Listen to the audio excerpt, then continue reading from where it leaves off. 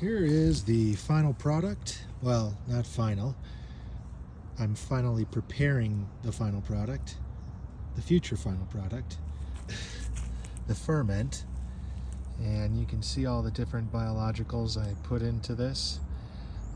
After my last video that I showed, I added some water. I also added a little apple cider vinegar, some beet juice, because I was drinking beet juice, and that's a great additive, as well as a little maple syrup. A lot of folks use molasses. You can use honey, you can use sugar. You don't need to do added sugars if you don't want. The microbes will consume the sugars in the plant material and the mushrooms or whatever it is that you do add. And I can make some videos about how you maintain this. You want to open it up maybe weekly and stir it at the very least, maybe once a week, if not a couple weeks. Another rule of thumb is that it breaks down a lot faster the higher the temperatures. So if it's low temps like we are having now in Colorado, it's going to take a little longer for the ferment.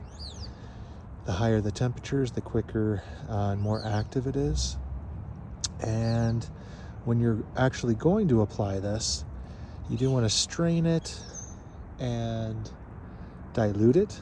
And I'll make sure to show you how I do that later on in the year, as well as how I apply it. I don't use this as a foliar, I use it as a root drench, and that I find is the most efficient and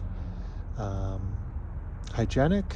But a lot of folks, if you do make aerobic versions of this, like compost tea, which is a little different than this. This is a ferment, this is anaerobic. If you use aerobic compost teas, that is definitely a great foliar spray.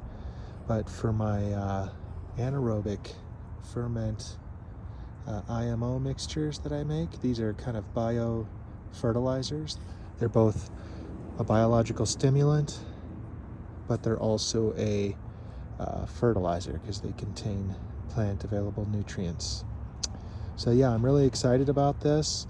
I'm glad I found some time to do this today because it will be ready in about 4 to 6 weeks, which puts me right in mid-June, which is when my summer crops are going to need a boost to produce and get to that production. But also by using these, it's going to just make my system overall even more resilient and better next year.